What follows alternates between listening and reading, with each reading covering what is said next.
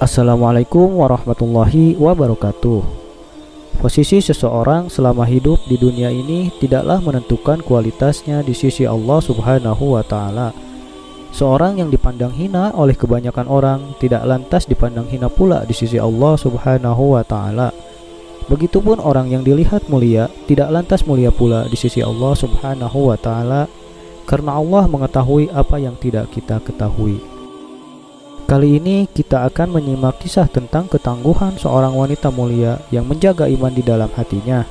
Namanya adalah Siti Masitoh. Ia hidup di zaman Fir'aun berkuasa. Ia bekerja di dalam istana sebagai pengasuh bagi putri Fir'aun. Namun sebelum lanjut, bagi kalian yang belum subscribe, silahkan subscribe terlebih dahulu channel ini dan jangan lupa nyalakan lonceng notifikasinya. Keteguhan iman mengantarkan Siti Masitoh dan keluarganya mati syahid demi mempertahankan keyakinannya kepada Allah Subhanahu wa Ta'ala. Harum semerbak makam Siti Masitoh bahkan tercium Rasulullah Shallallahu Alaihi Wasallam saat melakukan Isra Mi'raj bersama malaikat Jibril alaihi salam. Kisah Siti Masitoh yang mati syahid bersama anak-anaknya yang digodok Fir'aun dalam kuali besar ini dikisahkan dalam hadis Nabi Shallallahu Alaihi Wasallam yang diriwayatkan Ibnu Abbas.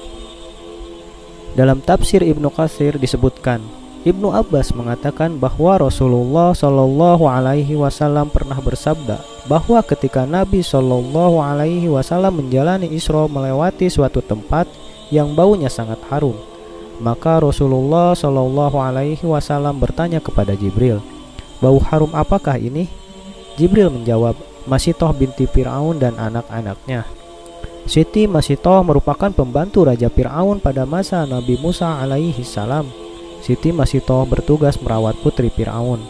Di kalangan istana Raja Fir'aun, ternyata ada beberapa pengikut Nabi Musa yang beriman kepada Allah Subhanahu wa Ta'ala. Selain Masitoh, juga ada Siti Asiyah yang tidak lain istri Raja Fir'aun itu sendiri.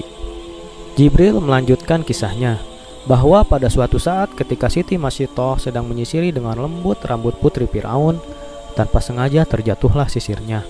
Ketika hendak mengambilnya, dengan spontan karena sudah menjadi kebiasaan, ia mengucapkan basmalah yang artinya dengan menyebut nama Allah yang Maha Pengasih lagi Maha Penyayang. Ucap Siti Masitoh itu kemudian terdengar oleh putri Fir'aun. Sang putri keheranan mendengar perkataan Masitoh dan bertanya, "Siapakah Allah?" tanya sang putri. Masitoh tanpa mengkhawatirkan konsekuensi yang bisa terjadi menjawab dengan tegas bahwa Allah adalah Robnya. Sang putri bertanya, "Apakah ada Tuhan selain ayahku?" Masitoh berkata, "Benar, Tuhanku, Tuhanmu dan Tuhan ayahmu adalah Allah Subhanahu wa Ta'ala." Sang putri segera melapor kejadian yang dialaminya itu kepada Fir'aun yang pada masa saat itu sedang gila kehormatan. Raja Fir'aun yang baru saja tuntas mendengar kisah sang putri kemudian memanggil Masitoh untuk dimintai keterangan. Ia ingin mendengar langsung dari telinganya apakah semua yang diceritakan putrinya itu benar, dan Masitoh pun membenarkan hal tersebut. Ia tidak gentar sama sekali meskipun ia bisa membayangkan siksaan pedih yang bisa ditimbulkan Fir'aun terhadapnya. Karena bisa saja Fir'aun menganggap pernyataan itu sebagai suatu bentuk pelecehan, maka Fir'aun memanggilnya dan berkata, "Apakah engkau mempunyai Tuhan selain diriku?" Masitoh berkata, "Ya, Tuhanku dan Tuhanmu adalah Allah Subhanahu wa Ta'ala." Benar saja, Masitoh diseret bersama anak-anaknya di hadapan khalayak yang sudah berkerumun. Fir'aun kemudian memerintahkan kepada para pembantu setianya agar menyiapkan sebuah belanga atau kuali besar. Lalu belanga itu dipanaskan dengan api. Ia memaksa Masitoh untuk mengubah keyakinannya kepada Allah Subhanahu wa Ta'ala menjadi ketundukannya kepada Fir'aun.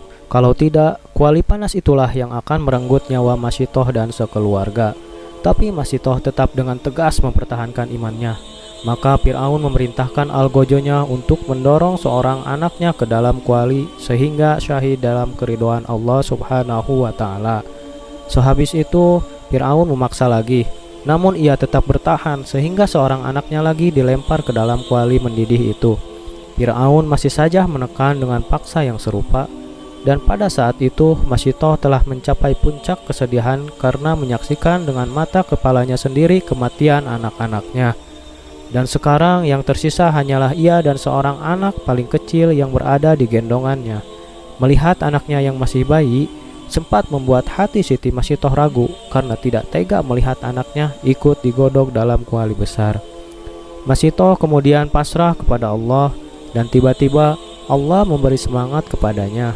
Dengan anehnya, anak Masitoh ini dapat berbicara padahal masih bayi. Kuasa Allah saat itu membuat hati Siti Masitoh kembali mantap dan yakin dengan imannya. Saat itu bayi Siti Masitoh mengatakan, "Hai ibuku, ceburkanlah dirimu ke dalamnya. Janganlah takut, karena sesungguhnya engkau berada dalam jalan yang benar." Setelah anaknya diceburkan ke kuali besar oleh pengawal Raja Fir'aun, giliran Siti Masitoh yang diceburkan tanpa ragu.